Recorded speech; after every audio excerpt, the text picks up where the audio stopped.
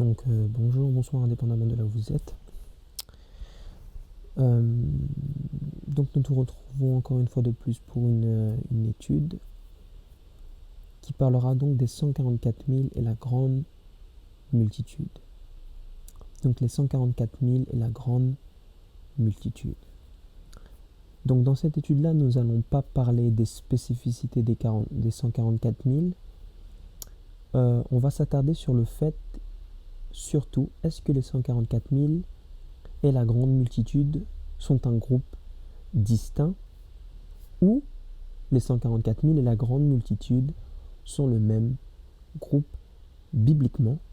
Et de par cette étude-là, cette étude va aussi nous permettre de répondre à la question si le nombre 144 000 est littéral ou symbolique. Donc je vous invite à prier indépendamment de là où vous êtes et puis on va rentrer dans cette étude. Ô tendre Père Céleste, notre Dieu, notre Père, notre Roi, nous voulons te remercier pour ce temps que tu nous donnes. Veuille nous accorder ton Saint-Esprit afin que cette étude, Seigneur Dieu, soit claire, compréhensible, car Seigneur Dieu, nous ne sommes que des hommes pécheurs. Nous ne pouvons comprendre les choses spirituelles si ce n'est par toi et par toi seul. Alors accorde-nous ton Saint-Esprit, merci de nous l'avoir accordé, Père, et guide-nous dans toute ta vérité. Au nom de Jésus, nous t'avons prié.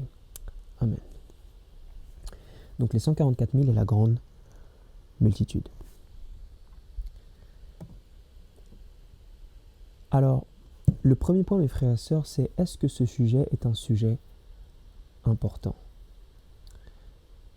Dans Selected Message, Volume 1, donc la page 174, donc c'est en anglais, au message choisi le volume 1, la page 174, Ellen White nous dit ceci.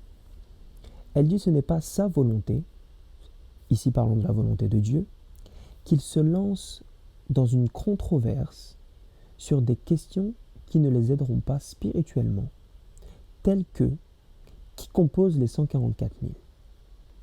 Elle dit que ceux qui sont les élus de Dieu seront dans peu de temps d'une manière non équivoque. Donc Ellen White est en train de dire ici que ce genre de sujet-là, mes frères et sœurs, n'est pas important pour l'avancement de notre état spirituel. Cependant, elle va dire dans Review and Herald, le 9 mars 1905, Review and Herald, 9 mars 1905, elle va dire ceci. Efforçons-nous avec tout le pouvoir que Dieu nous a donné d'être parmi les 144 000 et faisons tout ce que nous pouvons pour aider les autres à gagner le ciel. Donc mes frères et sœurs, nous ne devons pas nous attarder sur des sujets qui sont controversés et qui ne nous édifient pas spirituellement comme ce genre de sujet-là. Néanmoins, nous devons nous efforcer aujourd'hui pour ceux qui vivent dans cette génération-là de faire partie de ces 144 000. C'est pourquoi aujourd'hui, nous allons quand même essayer de répondre à cette question bibliquement. Pour vous parler d'abord des 144 000, les 144 000, mes frères et sœurs, sont présents principalement 2 fois dans la Bible. Le nombre réel 144 000 apparaît seulement d'ailleurs 2 fois dans toute la Bible. Il apparaît dans Apocalypse 7 à partir du verset 1 à 8 et Apocalypse 14, le verset 1 à 15. Mais le concept est présent même dès l'Ancien Testament et aussi ailleurs dans la Bible. Pour la partie de l'Ancien Testament, on ne va pas revenir dessus, mais je peux vous donner 2 noms, Enoch et Élie. Je vous invite à d'ailleurs peut-être regarder si vous voyez que le concept des 144 000 s'applique à ces 2 personnages de la Bible. Mais il est présent aussi ailleurs, notamment dans le Nouveau Testament, dans le livre d'Apocalypse, où je préfère l'appeler la révélation de notre Sauveur Jésus-Christ. Et lorsqu'on dissèque le livre de Apocalypse ou de la révélation de Jésus-Christ, pour ceux qui ont étudié le sanctuaire, vous allez voir qu'il est découpé d'une certaine façon. Et lorsqu'on parle des 144 000 aussi, il est découpé d'une certaine façon étrangement. Par exemple, dans Apocalypse 7, à partir du verset 1 à 8, qu'on va lire plus tard, on nous met l'accent sur le scellement des 144 000 pour leur protection pendant le temps de trouble. Dans Apocalypse 14, à partir du verset 1 à 4, on met l'accent sur le caractère des 144 000, puisque rappelez-vous, dans Apocalypse 14, on nous dit qu'ils ont le nom de Dieu sur leur front. Le nom dans la Bible symbolise le caractère, si vous lisez Exode 33 et Exode 34. Dans Apocalypse 15, à partir du verset 2 à 4, on met l'accent sur la victoire des 144 000, sur la bête, son image et sa marque. Et dans Apocalypse 19, le verset 1 à 8, on nous met l'accent sur le chant jubilatoire ou le chant de victoire des 144 000 parce que la prostituée a été jugée et que Dieu va venir et a fait, acte de vengeance pour eux. Donc les 144 000 sont bel et bien présents dans la Bible. Ça, c'est juste pour vous donner une vue globale des 144 000. Maintenant, la question principale de cette étude est: est-ce que les 144 000 et la multitude sont un groupe distinct? Ou est-ce peut-être le même groupe? Alors c'est vrai qu'à première vue, mes frères et sœurs, il peut paraître contradictoire de dire que les 144 000 et la grande multitude sont le même groupe. Vous savez pourquoi? Parce que comment cela, mes frères et sœurs, peut être possible que lorsque le nombre 144 000, c'est un nombre qui peut être chiffré, et puis d'un coup, la grande multitude, c'est un chiffre qu'on ne peut pas compter. Comment les deux peuvent être la même chose, mes frères et sœurs? Il semblerait que ça n'a pas de sens. Mais rappelez-vous, dans la Bible, il y a un principe très simple et très clair. Dans Ésaïe 55, on nous dit que les pensées de Dieu ne sont pas nos pensées. Ce qui veut dire que la Bible est la pensée de Dieu et que c'est nous qui devons nous adapter à la Bible et pas la Bible qui doit s'adapter à nous. On va voir ensemble, mes frères et sœurs, que dans la Bible, il y a ce qu'on appelle une juxtaposition entre le verbe voir et entendre. Lorsque dans le livre d'Apocalypse, Jean dit je vois, et lorsqu'il dit j'entends, c'est ce qu'on appelle une juxtaposition. Maintenant, on va voir ensemble ce que j'entends par juxtaposition et vous allez comprendre par la grâce de Dieu, bibliquement parlant. Je vous invite à aller dans Apocalypse, aux révélations de Jésus-Christ, le chapitre 1, le verset 10. Et on va lire ensemble. Nous essayons donc de répondre à la question biblique: est-ce que les 144 000 et la multitude sont un groupe distinct ou est-ce le même groupe? Apocalypse 1, le verset 10 nous dit ceci: Je fus ravi en esprit au jour du Seigneur, et j'entendis derrière moi une voix forte, comme le son d'une trompette. Et le verset 11 nous dit, qui disait: Ce que tu vois, écris-le dans le livre et envoie-le aux 7 églises, à Éphèse, à Smyrne, à Pergame, à Thyatire, à Sardes, à Philadelphie et à Laodicée. Qu'est-ce qui se passe ici avec Jean? Jean nous dit qu'il fut ravi en esprit au jour du Seigneur. Et on nous dit qu'il entendit une voix. Ici, Jean entend donc une voix qui est semblable à celle d'une trompette. Et la suite du verset nous dit qu'il nomme les 7 églises dans le bon ordre, commençant par l'église d'Éphèse pour terminer à l'église de Laodicée. Donc je répète ici, Jean entend une voix comme une trompette. Et à la suite de ça, il entend les 7 églises, le nom des 7 églises dans le bon ordre. Maintenant, allons au verset 12. Apocalypse 1, à partir du verset 12. La Bible nous dit ceci: Je me retournai pour connaître quelle était la voix qui me parlait. Et après m'être retourné, la Bible nous dit: Je vis 7 chandeliers d'or. Dans Apocalypse 1, mes frères et sœurs, à partir du verset 10, Jean entend et il parle des 7 églises. Mais dans Apocalypse 12, on nous dit qu'il vit les 7 chandeliers d'or. Quels sont les 7 chandeliers d'or dans la Bible, mes frères et sœurs? Le verset 20 nous répond en nous disant: le mystère des 7 étoiles que tu as vues dans ma droite et les 7 lampes d'or ou les 7 chandeliers d'or. Les 7 étoiles sont les 7 anges des 7 églises et les 7 chandeliers d'or sont les 7 églises. Donc quand Jean dans le verset 12 dit « Je vis 7 chandeliers d'or », il parle de quoi, mes frères et sœurs? Des 7 églises de nouveau. Ce qui veut dire que ce que Jean entend dans le verset 10, c'est ce qu'il voit dans le verset 12. Ce que Jean entend dans le verset 10, c'est ce qu'il voit dans le verset 12. Dans le verset 12, Jean voit les 7 églises qu'il nomme les chandeliers d'or. Mais dans le verset 10, il entend une voix qui lui dit « Voici les 7 églises ». Donc dans le verset 10, lorsqu'il entend, et dans le verset 12, lorsqu'il voit, c'est exactement la même chose qu'il y a. Simplement, ils sont nommés d'une manière différente. L'autre nous parle d'un chandelier d'or, qui sont en réalité les 7 églises. Et lorsqu'il entend, il nous parle des 7 églises qu'il entend nommer directement. Voyons voir, mes frères et sœurs, s'il y a le même schéma dans la Bible, où ce que Jean entend dans un verset, il le voit dans un autre verset. On va aller dans Apocalypse 5, le verset 5.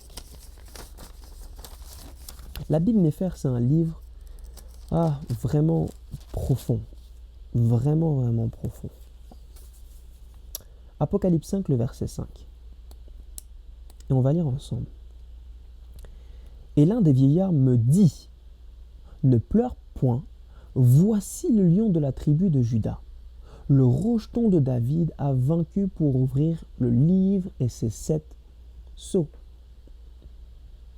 Donc ici, on voit la même chose, mes frères et sœurs. Jean entend, puisque l'un des vieillards lui dit, donc si le vieillard lui dit, c'est que Jean entend, mes frères et sœurs. Et il lui dit: ne pleure point. Pourquoi? Parce que voici le lion de la tribu de Juda, le rejeton de David a vaincu pour ouvrir les 7 sceaux. Qui est, mes frères et sœurs, le lion de la tribu de Juda? Si vous lisez bien Apocalypse 5, le lion de Juda, le rejeton de David, qui a vaincu, n'est autre que Jésus-Christ. Donc Jean d'abord entend et voit, entend que c'est un lion parlant de Jésus-Christ. Mais dans le verset 6, Apocalypse 5, le verset 6, maintenant Jean voit, il dit: et je vis au milieu du trône et des 4 êtres vivants et au milieu des vieillards, un agneau qui était là comme immolé. Il avait 7 cornes et 7 yeux qui sont les 7 esprits de Dieu envoyés par toute la terre.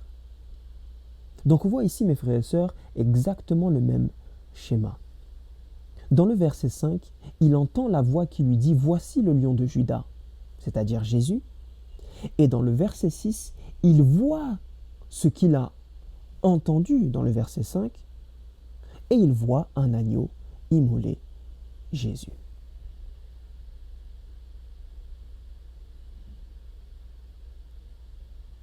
Donc ici, mes frères et sœurs, on voit exactement la même chose.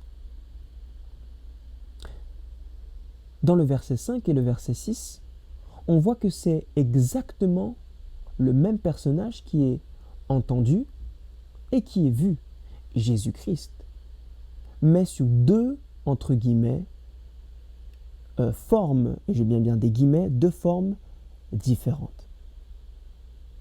Pour ceux qui veulent pousser un peu plus l'étude, l'agneau, on le sait dans Jean 1, le verset 29, on nous dit: voici l'agneau qui ôte les péchés du monde. À quel moment donné, mes frères et sœurs, Jésus-Christ représentait l'agneau lors de son ministère? Pour ceux qui ont étudié le sanctuaire, L'agneau était mort où? Dans le parvis. Le parvis symbolise le ministère terrestre de Jésus-Christ. L'agneau donc représente Jésus-Christ lors de son investiture en tant que prêtre ou en tant qu'agneau, lorsqu'il a repris les clés du royaume que Adam et Ève avaient donné à qui? À Satan. Donc l'agneau représente le ministère de Jésus-Christ terrestre avant qu'il reprenne sa prêtrise. Mais le lion, par contre, mes frères et sœurs, représente Jésus-Christ à la fin de son ministère. Quand Jésus-Christ va venir sauver son peuple et lorsque l'agneau va répandre sa colère. Donc l'agneau et le lion représentent Jésus à deux étapes différentes de son ministère. Mais on parle exactement de la même chose. Rappelez-vous dans Apocalypse 1, on nous parle de Jean qui entend d'abord les 7 églises. Et dans Apocalypse 1, après à partir du verset 12, on nous dit qu'il vit. Parlant des 7 églises encore une fois. Nommées cette fois-ci d'une manière différente.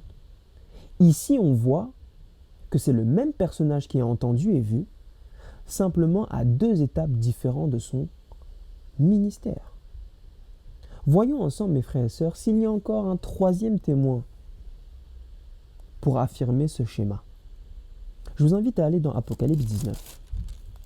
Apocalypse 19, le verset 1 à 9. Apocalypse 19, le verset 1 à 9.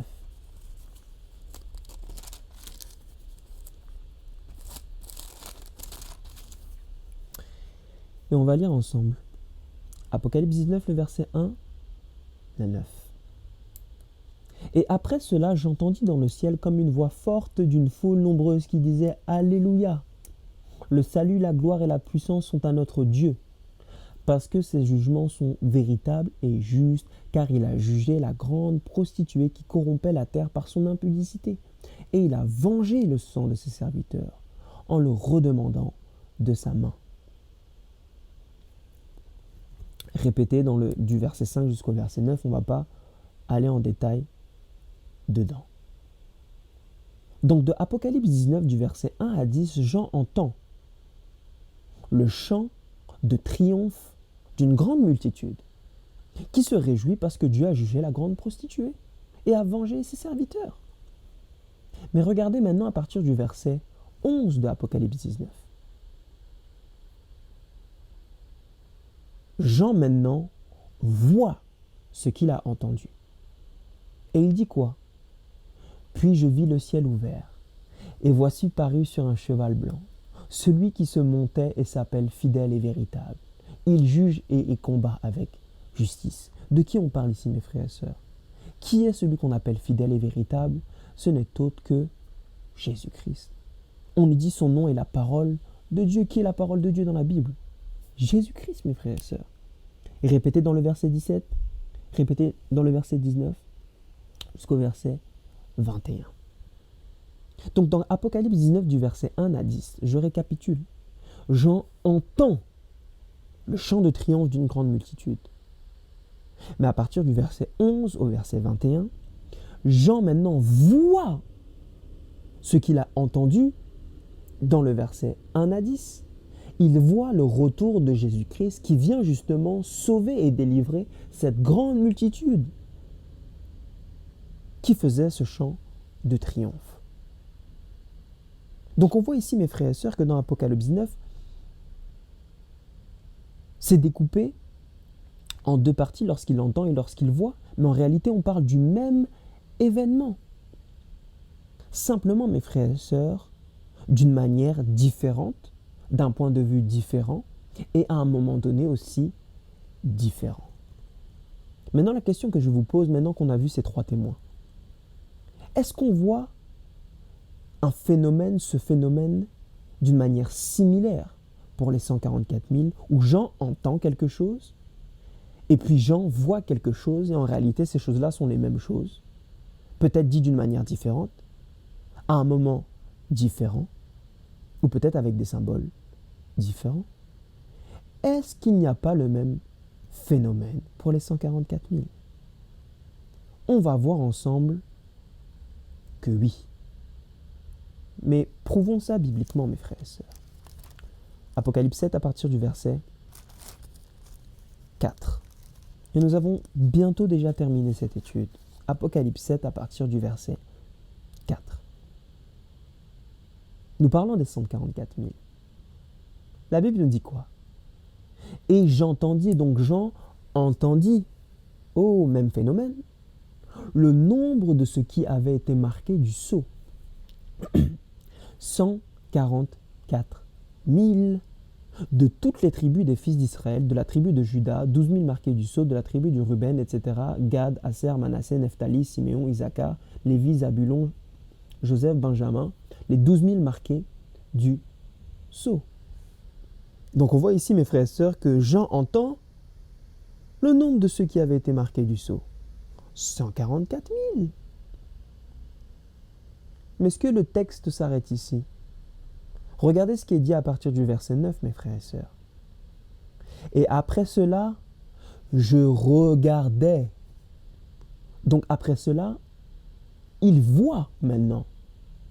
Voici, il y avait une grande foule que personne ne pouvait compter, de toute nation, de toute tribu, de tout peuple et de toute langue. Ils se tenaient devant le trône et devant l'agneau, revêtus de robes blanches et de palmes dans leurs mains. Ils se criaient d'une voix forte, le salut est à notre Dieu qui est assis sur son trône et à l'agneau, etc., etc., etc. Donc on voit ici, mes frères et sœurs, le même phénomène. D'abord, Jean entend le nombre 144 000. Mais après, à partir du verset 9, il voit maintenant ce qu'il a entendu. Et il voit une grande foule.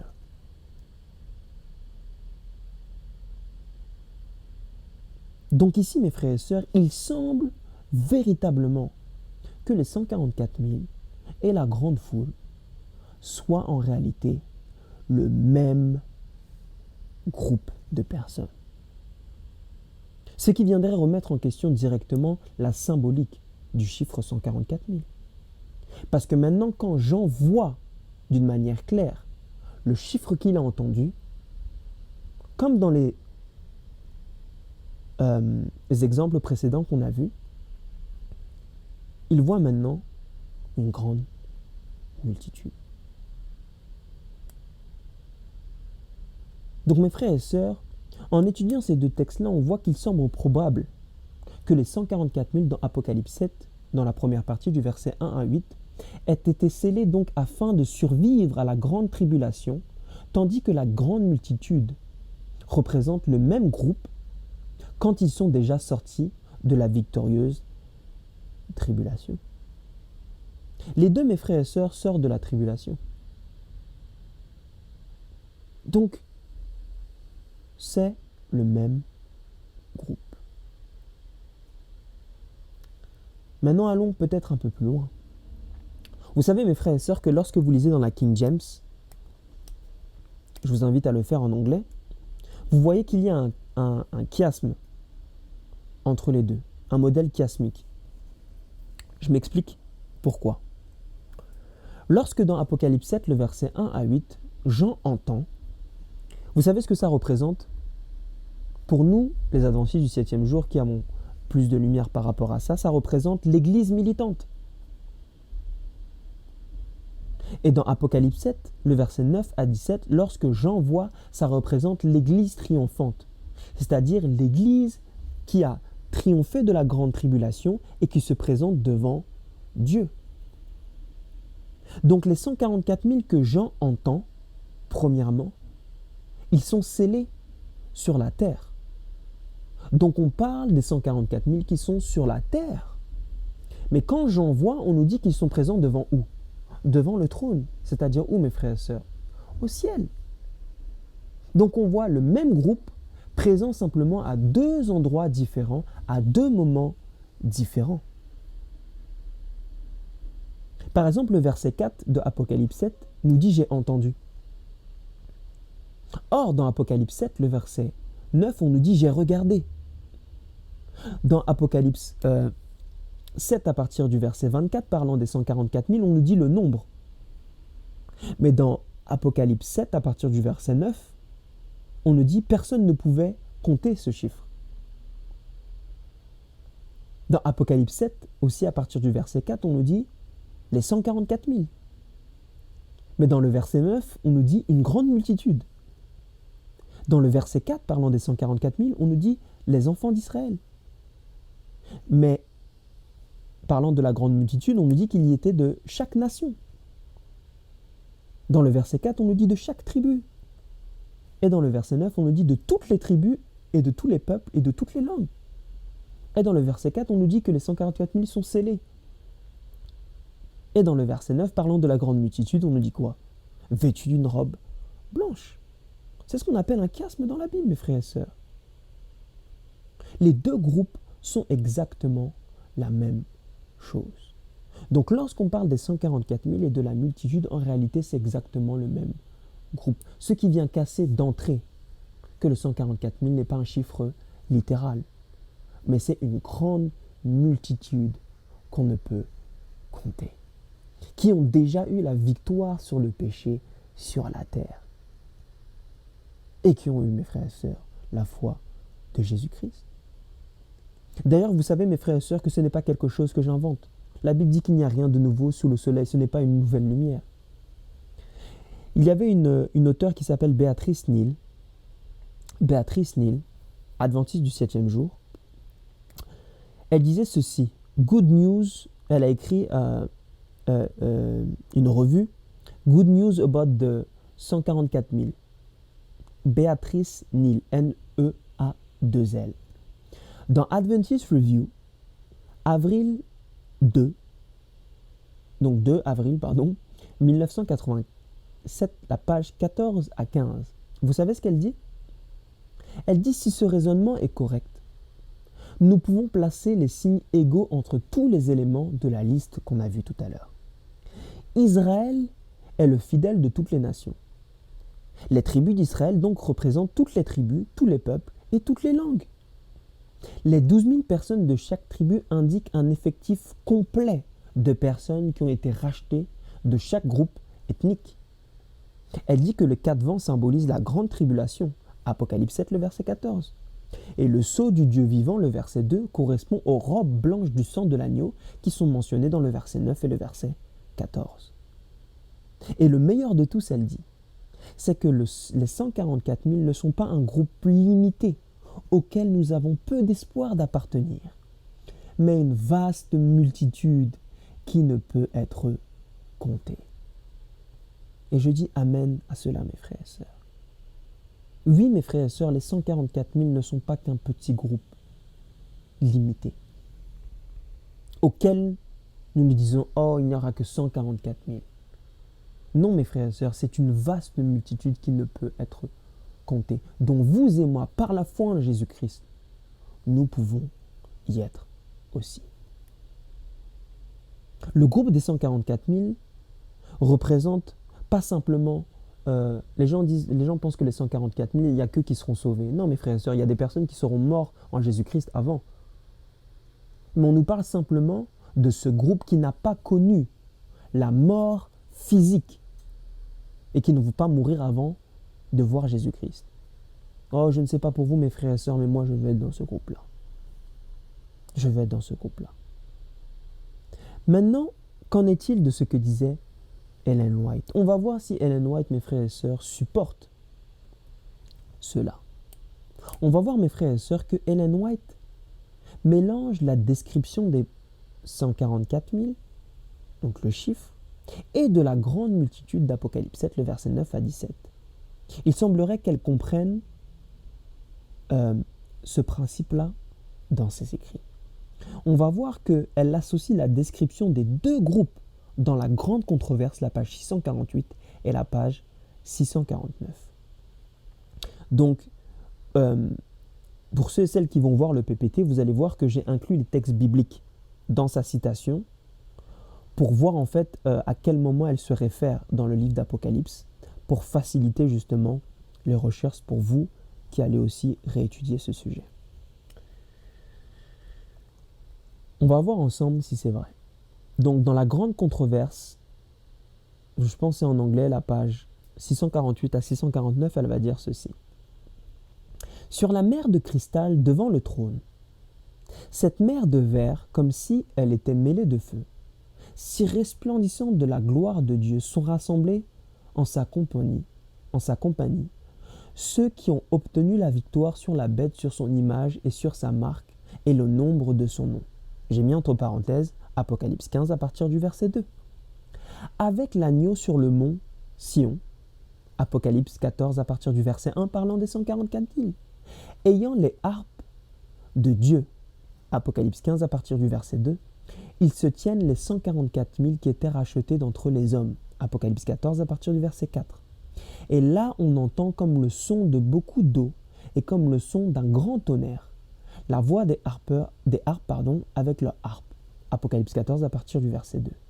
Et ils chantent une nouvelle chanson, un chant nouveau, devant le trône. Un chant que nul ne peut apprendre à part les 144 000. Apocalypse 14 à partir du verset 3.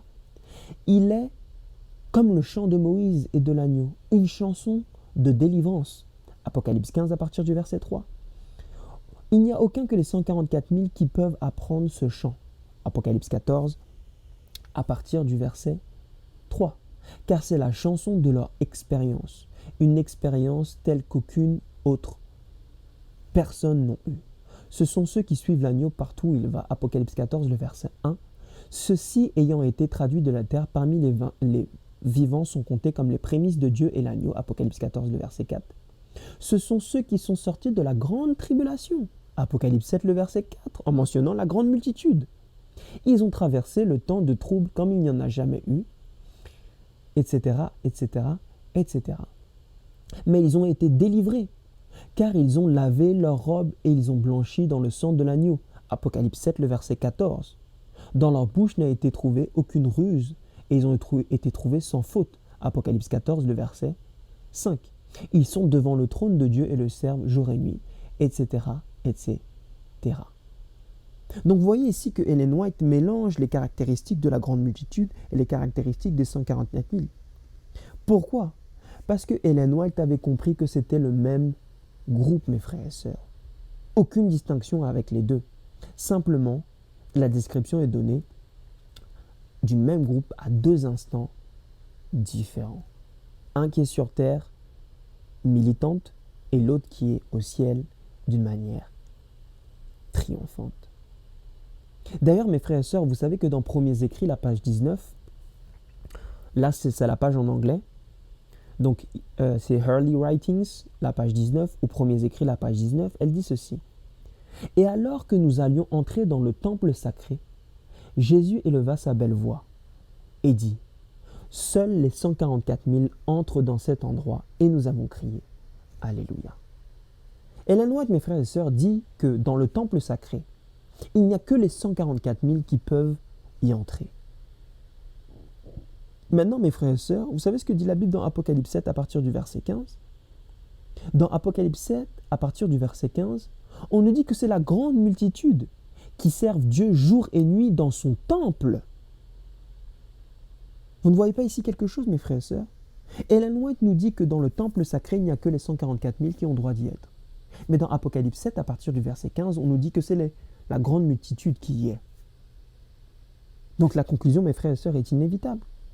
Les 144 000, les seuls qui sont autorisés à entrer dans ce temple, doivent être le même groupe que la multitude sans nombre, qui servent Dieu dans son temple, jour et nuit.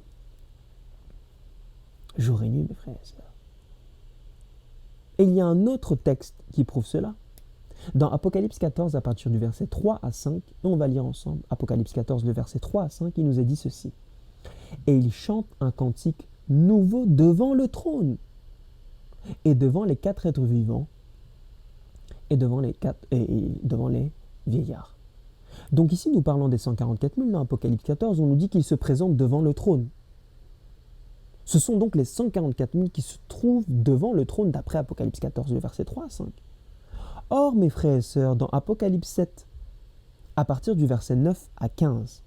Regardez Apocalypse 7 à partir du verset 9 à 15, nous parlons de la grande multitude. Vous savez ce qui est dit le verset 9?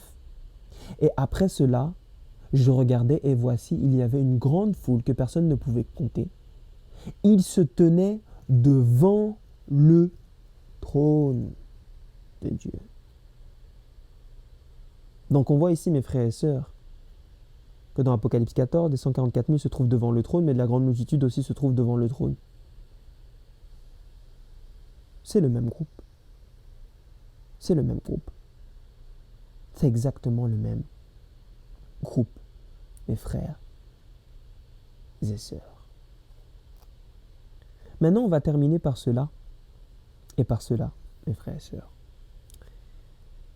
Qu'en est-il de Israël littéral? Et j'en profite pour répondre à ça. Parce que les gens pensent que Israël est littéral. Vous savez ce que dit Ellen White, mes frères et sœurs, dans Conseil aux éducateurs, la page 532. C'est en anglais, Counsel to the Teachers, page 532. Ellen White va dire ceci: le message de la puissance renouvelée de la grâce de Dieu sera porté dans tous les pays et tous les climats, jusqu'à ce que la vérité ceinture le monde entier. Du nombre de ceux qui auront été scellés seront ceux qui sont venus de chaque nation et de chaque langue et de chaque peuple. De chaque pays seront rassemblés des hommes et des femmes qui se présenteront devant le trône de Dieu et devant l'agneau criant: salut à notre Dieu qui est assis sur le trône de Dieu. Ellen White, mes frères et sœurs, avait compris que lorsqu'on parlait des 12 tribus d'Israël, ça serait symbolique et non littéral. Sans rentrer dans la Bible, mes frères et sœurs, d'une manière logique, qui aujourd'hui est sûr de quelle tribu d'une manière pure il est? Personne, mes frères et sœurs. Parce que maintenant, on est dans une société qui est multiculturelle. Vous ne savez pas, mes frères et sœurs, d'où vous venez, vous n'avez pas 100% de quelque chose, d'une ethnie. Tout est mélangé, mes frères et sœurs. Personne aujourd'hui ne peut dire qu'il vient de la tribu des Lévis, à 100%. Donc ici, mes frères et sœurs, on voit bien que Israël n'est pas littéral. D'ailleurs, si vous étudiez bien, mes frères et sœurs, lorsqu'on parle des tribus qui sont mentionnées dans Apocalypse 7, la première tribu qui est mentionnée, c'est la tribu de Juda, la deuxième Ruben, Gad, Asher, Nephtali, Manassé, Siméon, Lévi, Issachar, Zabulon, Joseph et Benjamin. Vous savez, mes frères et sœurs, que c'est le seul endroit dans la Bible où cet ordre concernant les 12 tribus est comme ça. C'est le seul endroit où cet ordre nous est présenté. Pourquoi? Parce que la tribu de Dan a disparu, etc., etc. Mais vous savez quoi, mes frères et sœurs, la Bible, c'est tellement profond. Vous savez que chaque mot signifie quelque chose dans la Bible. Le mot Juda ici signifie « je louerai le Seigneur ». Ruben signifie « il m'a regardé ». Gad signifie « accorder la prospérité ». Asher signifie « je suis heureux ». Nephtali signifie « mon combat ». Manassé signifie « me faire oublier, consoler ». Siméon signifie « Dieu m'entend ». Lévi signifie « il s'attachera ». Issachar signifie « achetez-moi » ou « racheter ». Zébulon signifie « habitation ou demeure ». Joseph signifie « Dieu me redonnera ». Et Benjamin signifie « le fils de ma droite » ou de sa main droite. Lorsque vous compilez tout cela, ça vous donne une magnifique phrase qui est mise comme ceci: je louerai le Seigneur car il m'a regardé et m'a accordé le bonheur. Je suis heureux parce que mon Dieu, dans mes luttes, m'a consolé et me console. Dieu m'entend et s'est attaché à moi. Et il s'est attaché à moi, et m'a donné une demeure. Dieu va m'ajouter au fils de sa droite. Quelle profonde phrase, mes frères et sœurs. L'ordre et les tribus qui nous ont été données. Dieu voulait qu'on regarde parce que ça nous donne tout simplement l'évangile en condensé. Mes frères et sœurs, n'est-ce pas formidable que l'Éternel Seigneur Dieu veut se révéler à travers ses Écritures? La Bible nous dit que ce sont les Écritures qui témoignent de Jésus-Christ. Donc ce chiffre, mes frères et sœurs, est symbolique. Les tribus aussi sont symboliques, mes frères et sœurs. Sont symboliques. D'ailleurs, ça poserait un problème avec tout l'évangile, que ça soit littéral. Vous savez pourquoi? Dans Matthieu 24, à partir du verset 30 à 31, je vous invite et je vais aller très vite. Dans Matthieu 24, à partir du verset 30 à 31, on nous parle de Jésus-Christ qui va venir. Et Jésus-Christ va dire aux disciples qu'il y aura, voici les signes qui accompagneront sa venue. Et il dit dans le verset 30 à 31 qu'il va chercher son peuple des quatre coins du globe, parlant de ses élus. Donc lorsque Jésus-Christ dit qu'il va chercher son peuple aux quatre coins du globe à sa seconde venue, quatre coins du globe, ça veut dire quoi? Est, ouest, sud, etc. Nord. Donc dans tout le monde entier. Donc lorsque Jésus-Christ va venir, il va chercher un peuple qui est présent dans le monde entier, qui va rassembler. Donc ça vient déjà casser le fait que lorsque Jésus-Christ va venir, il va venir seulement en Israël chercher ceux qui sont en Israël. Ou seulement ceux qui viennent d'Israël. Ça vient casser cette idée-là, mes frères et sœurs. Et d'ailleurs, dans Apocalypse 6, à partir du verset tout Apocalypse 6, on nous parle des 7 sceaux, parlant des 144 000 qui sont scellés. Et on voit, mes frères et sœurs, qu'après cela, le Fils de l'homme va venir et il va chercher aussi un peuple. On voit ici une similitude entre Matthieu 24 et Apocalypse 6, mes frères et sœurs. C'est exactement la même histoire qui est racontée. Ce qui veut dire, mes frères et sœurs, que le peuple que va chercher Dieu, ça sera un peuple de toute tribu et de toute nation. D'ailleurs, mes frères et sœurs, on va terminer par ça, ce n'est même pas logique. Puisque le message des 3 anges dans Apocalypse 14, c'est un message qui est universel, qui s'adresse à toute tribu, à toute nation. Pour éviter de... Quoi d'après Apocalypse 14 à partir du verset 8? Pour éviter la marque de la bête. Ce qui veut dire, mes frères et sœurs, que le message de 3 anges prépare un peuple pour qu'il soit scellé afin d'éviter la marque de la bête. Donc il y aura un peuple que ce message-là des 3 anges prépare avant la venue de Jésus-Christ qui sera scellé sur la terre. Mais ce message-là, mes frères et sœurs, s'adresse à qui? À toutes les nations et à toutes les langues. Donc on voit ici une contradiction quand les personnes disent que ce ne sera que des juifs. Non, c'est un message qui est universel, mes frères et sœurs. Universel. Puisque Israël dans le Nouveau Testament, rappelez-vous, c'est dans le Nouveau Testament, Apocalypse. Israël dans le Nouveau Testament, ce n'est pas Israël littéral. Romains 2, le verset 9, Galates 3, Jean 8, Jacques 1, le verset 1 Pierre 2, le verset 9. On nous dit que Israël, c'est Israël, ceux qui acceptent Jésus-Christ par la foi. C'est cela, mes frères et sœurs, l'Évangile. Alors, mes frères et sœurs, nous pouvons conclure, on va terminer avec cela. Que la grande multitude et les 144 000 sont exactement le même groupe dans la Bible. Mais comme a dit Ellen White, mes frères et sœurs, ce n'est pas un sujet qui est important.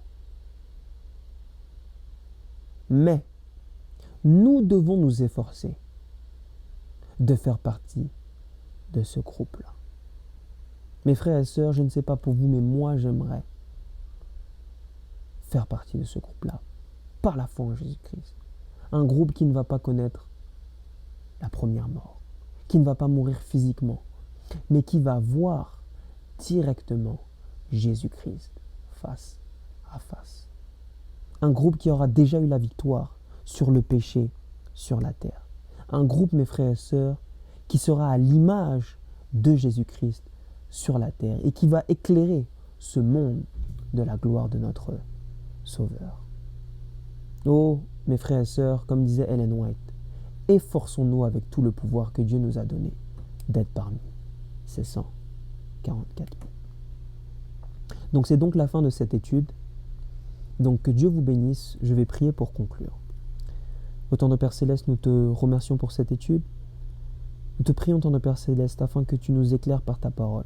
Aide-nous, Seigneur Dieu, à approfondir ta parole, non pas pour nous-mêmes, non pas pour notre propre connaissance, mais Seigneur Dieu, afin que cette vérité nous sanctifie, afin que nous ayons, Seigneur Dieu, le caractère de Jésus-Christ. Car c'est tout ce qui importe, Père éternel, avoir ton caractère. Que tu bénisses toutes les personnes qui ont pu entendre cette étude, que, Seigneur Dieu, tu renouvelles leur esprit, et que par ta grâce, tu leur donnes l'intelligence nécessaire de pouvoir redonner cette étude à tout un chacun, afin que ta vérité, Seigneur Dieu, puisse libérer d'autres personnes. En Jésus-Christ, nous t'avons prié. Amen.